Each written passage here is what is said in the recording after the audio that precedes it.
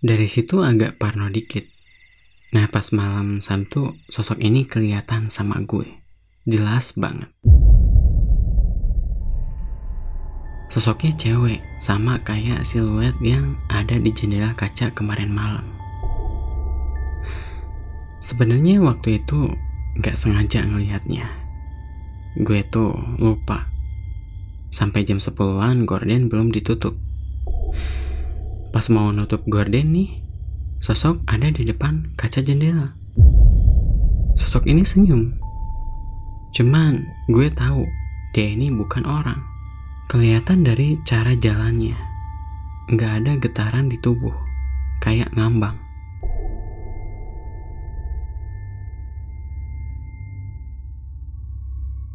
Oke. Cerita kali ini datang dari orang yang namanya Abdul. Cerita singkatnya, jadi dia ini sering banget diisengin sama hantu yang menghuni kosan tempat di mana dia tinggal. Terus gimana keseharian dia selama tinggal di situ? Ya, buat yang penasaran sama kisah pengalamannya si Abdul, silakan disimak ceritanya.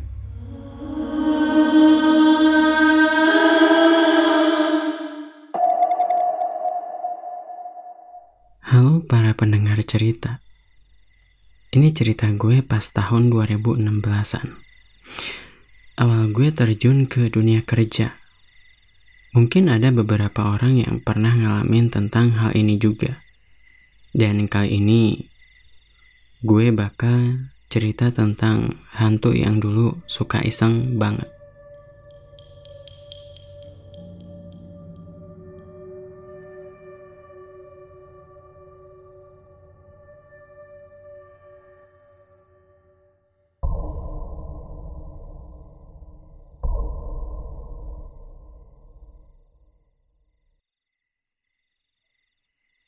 Di awal Januari tahun itu, gue keterima kerja di salah satu perusahaan yang ada di Cikarang. Daerah ini kelihatannya emang rame ya, padat penduduk. Tapi ada juga beberapa tempat yang sepi, kayak daerah kosan tempat gue tinggal. Hal itu tuh dikarenakan jauh dari jalan raya, jadinya nggak rame-rame banget. Jam 9-an juga udah agak sepi. Cuman ya masih berani kalau misal keluar jam segitu. Jadi gue tinggal di kosan itu nggak lama. Mungkin sekitar sebulan kurang. Soalnya emang nggak enak terlalu lama diganggu sama penghuni situ. Apalagi yang namanya pulang kerja butuh istirahat yang cukup. Tapi semenjak diteror terus sama hantu ini, susah banget buat ngedapetin istirahat yang baik. Singkat cerita, gue udah nempatin kosan itu. Sebenarnya bareng teman kerja. Cuman beda kamar aja. Kosannya itu enak. Terus kamar mandinya di dalam. Jadi nggak perlu keluar ruangan. Tapi kalau mau masak atau apa, mesti ke bawah. Agak ribet juga sih sebenarnya. Fasilitasnya lumayan lengkap. AC, kasur, terus di ruang tengah yang di bawah ada TV juga. Kulkas ada, pokoknya perabot dapur itu ada semua. Ingat banget pas dulu duit itu transparan dari bapak gue buat sewa selama sebulan. Emang ada lebihnya dan itu dipakai buat makan. Tapi karena hal ini, gue jadi nggak punya pilihan selain tinggal di kosan itu sampai tanggal gajian datang. Dan sebenarnya gangguan yang gue alami itu ada di awal-awal, cuman nggak tahu kalau yang iseng itu hantu. Nyadar-nyadar pas hari ke-6, dimana gue itu libur kerja kan. Jadi kalau ada yang bilang kenapa nggak langsung pindah aja pas di awal-awal, kan padahal udah tahu digangguin. Ya masalahnya itu gue baru sadar pas hari libur. Jadi kalau misalnya uang sewa itu diminta lagi ya pastinya dipotong beberapa persen. Jadinya nanti kurang buat sewa tempat tinggal lain. Apalagi duit gue cuman itu. Nah, selama 5 hari sebelum gue tahu itu bukan orang, gue anggap ini tuh ada orang iseng. Pokoknya rata-rata kebanyakan setiap awal jam 9 itu pasti ada sesuatu yang dilakuin sama sosok ini.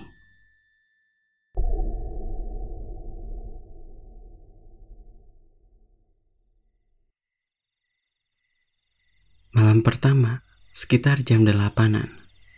Waktu itu gue lagi tiduran sambil mainin HP kan. Sebelum itu udah makan juga. Jadi pas jam-jam segitu ya udah bener-bener suasana tenang buat tidur. Gak lama ada yang ketok-ketok pintu lumayan kencang. Gue yang waktu itu tadinya udah mau terlelap tidur, tiba-tiba kaget gara-gara suara barusan.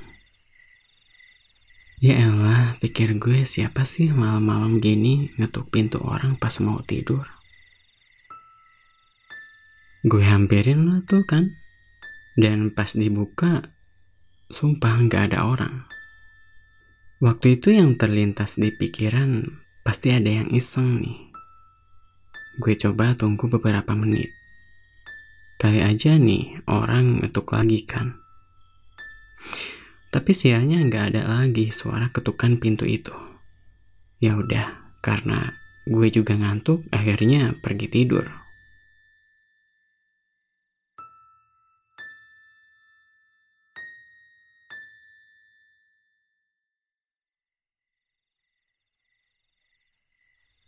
Singkat waktu, malam kedua, karena emang benar-benar baru banget terjun ke dunia kerja.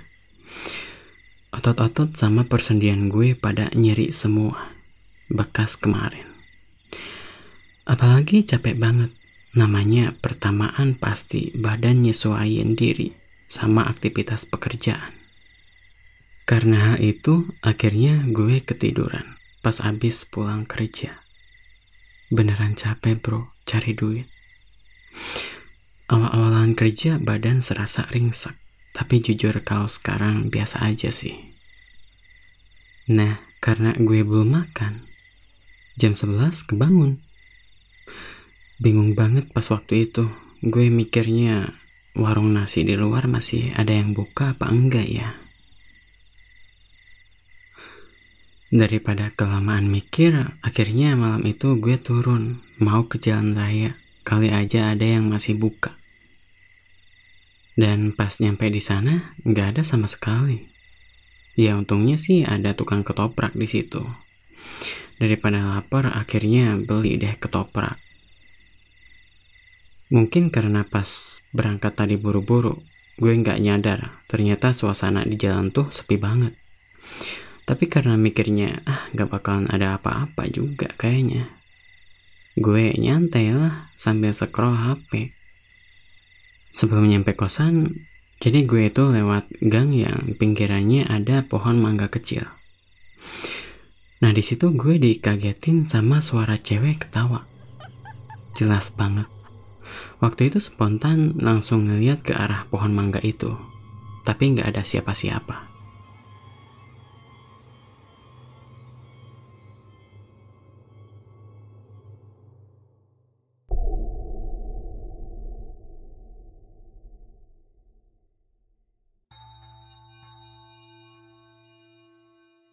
Kalau dipikir-pikir, ngapain juga bisa ada cewek malam-malam di tempat kayak gitu? Ngeri banget. Dan waktu itu gue lari, soalnya takut suara yang tadi bukan orang.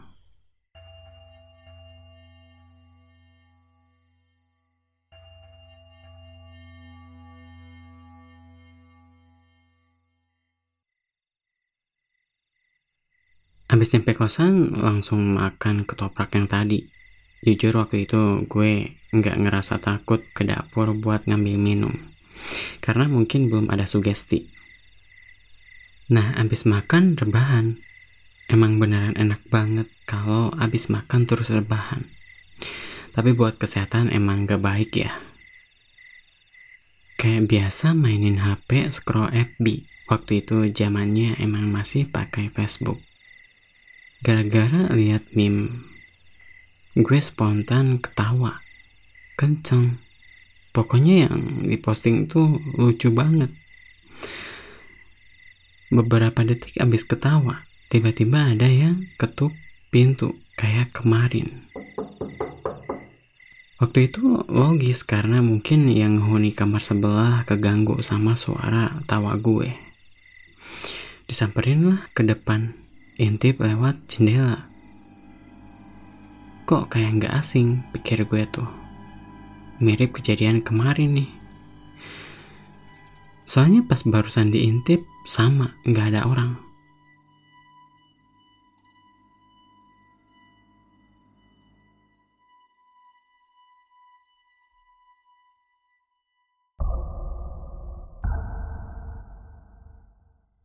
Ini orang iseng banget loh.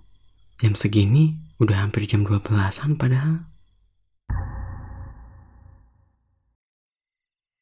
Halo semuanya, sebelum kalian lanjut ke cerita, tolong dukung channel ini dengan cara subscribe dan share, agar channel ini bisa berkembang dan terus menyediakan video cerita pengalaman horor setiap minggunya. Terima kasih.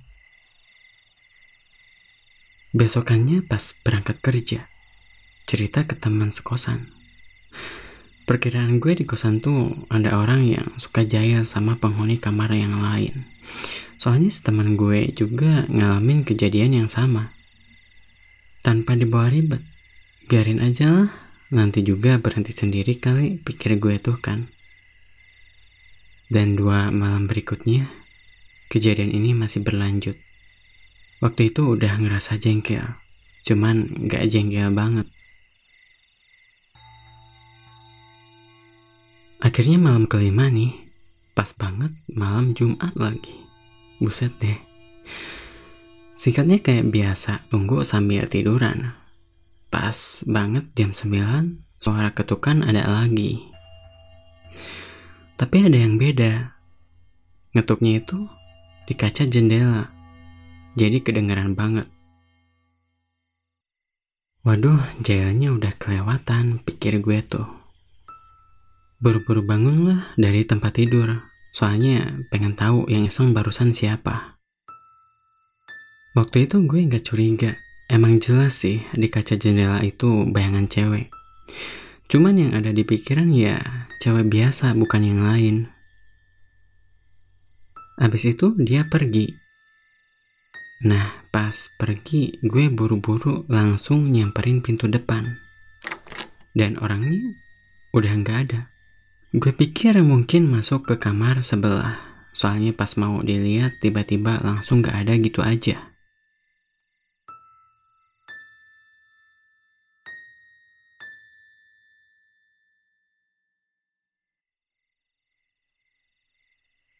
Ada hal nyeleneh sih sebenarnya yang terlintas di pikiran gue juga. Wah kayaknya nih cewek naksir ke gue. Masa berturut-turut iseng terus kan? Besokannya ceritalah ke teman sekosan yang kemarin. Dan jawaban dia bikin gue tahu kalau yang selama ini iseng bukan orang. Soalnya dia bilang kayak gini kan. Katanya nggak ada penghuni cewek. Lah iya juga. Kan sebelum nempatin di kosan, yang punya udah ngomong duluan ke gue. Ya ampun beneran lupa.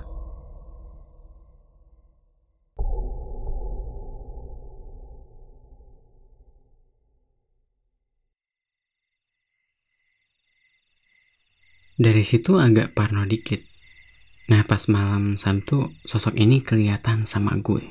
Jelas banget. Sosoknya cewek, sama kayak siluet yang ada di jendela kaca kemarin malam. Sebenarnya waktu itu gak sengaja ngelihatnya. Gue tuh lupa. Sampai jam 10-an gorden belum ditutup. Pas mau nutup gorden nih, sosok ada di depan kaca jendela. Sosok ini senyum. Cuman gue tahu dia ini bukan orang. Kelihatan dari cara jalannya. Gak ada getaran di tubuh. Kayak ngambang. Rambutnya lurus biasa. Wajahnya pucat. Rupa wajahnya juga kayak wanita umur 30 tahunan lah. Kalau dibilang cantik nggak tahu ya. Soalnya gue lebih takut sama nih sosok dibanding ngelihat secara fisik. Ya, secara dia ini kan bukan orang. Kali aja wujudnya bisa berubah sewaktu-waktu.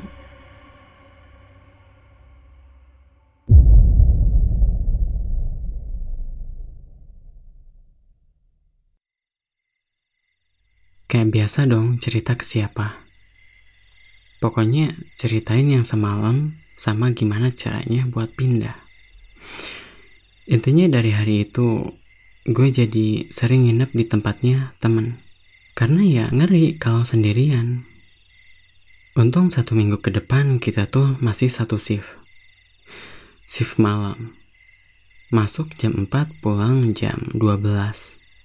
Tapi karena perjalanan, kita nyampe ke kosan jam 12 lebih lah. Selama seminggu itu, gue tidur di kosannya dia. Terus siangnya ke kosan sendiri. Begitu aja terus 1 minggu itu. Cuman ya, di minggu ini agak ngeri parah. Dimulai dari suara anak ayam lah, suara piring pecah lah, terus gedor-gedor pintu segala. Kita yang ngedengerin di dalam kayak senyum saling lirik. Cuman ya, tetap aja takut. Yang sering kita ucapin tuh, anjir ada cuy, sambil bisik-bisik bilang gitunya. Tekanan batin sih, tapi apa boleh buat. Cuman 1 bulan aja gue harus sabar. Hitung-hitung proses kedewasaan. Dan sialnya, minggu selanjutnya kita beda shift. Dia masih shift yang sama, sedangkan gue jadinya shift siang. 1 minggu itu, gue kurang istirahat gara-gara sosok ini. Jam 10-an, tiba-tiba ada suara tangisan cewek. Tangisannya itu kayak kesakitan banget.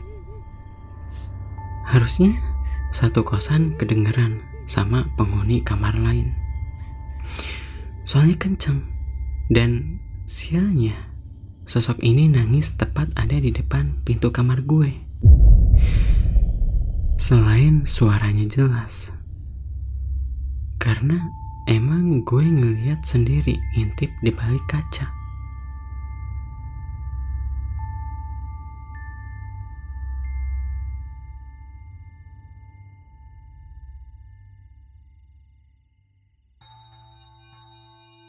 Sampai 1 minggu itu berlanjut. Cuman gak sering banget. Paling 3 hari ada suara tangisan. Sisanya ngetuk pintu sama suara anak ayam.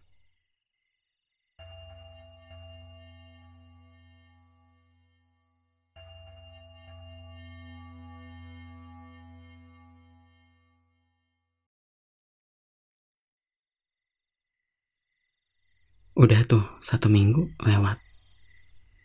Sabtu minggunya gue pakai tidur di kosan teman gue. Semenjak kejadian kemarin, sumpah, kalau sendirian tidur gak berani. Untung minggu depannya kita satu shift, tapi shift siang. Gue kebagian shift 1 lagi. Dan ini minggu terakhir kita di kosan ini. Soalnya teman gue juga ikut pindah. 1 minggu ini gue tidur di tempatnya dia. Sebenarnya nggak full 1 minggu. Soalnya sore tanggal 25 kita pindah dari tempat itu. Nah, 4 hari ini, hal yang bikin gue inget sampai sekarang, pas sosok ini manggil-manggil nama gue malam-malam. Itu jelas banget. Pas malam Senin, sosok ini cuman manggil 1 kali. Gue heran plus kaget. Kok bisa tahu nama gue? Teman juga kaget. Bisa-bisanya nama gue disebut. Ini bukan suatu kebanggaan, melainkan Hal yang menyeramkan menurut gue. Dan kejadian ini berlanjut selama 4 hari. Malam kedua dibarengi sama suara tangisan. Malam ketiga, nangisnya ini sambil ngetuk pintu dan masih nyebut nama gue. Malam keempatnya lebih parah. Untung kamar tuh ada 3 sekat. Untung juga toiletnya ada di dalam. Nah, kita berdua tidur di ruangan yang kedua, bukan yang di depan. Kenapa kita bersyukur sama kondisi kamar pada saat itu? Karena sosok ini ngintip di balik ventilasi sambil nyebut nama gue. Kebayangkan kayak gimana?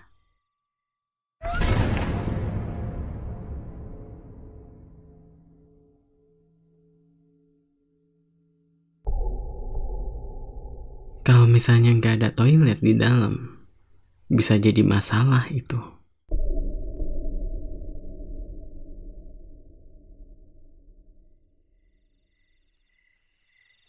Akhirnya pengalaman horor gue berakhir setelah ninggalin kosan itu.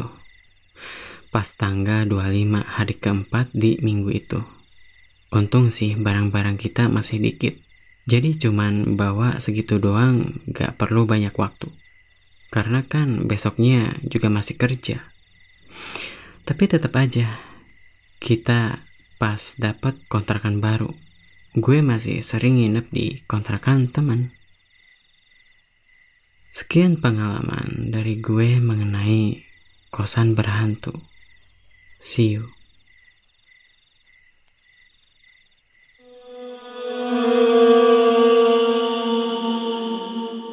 Gimana menurut kalian cerita horor kali ini?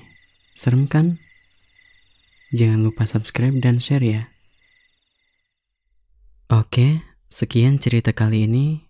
Thanks for watching. Bye.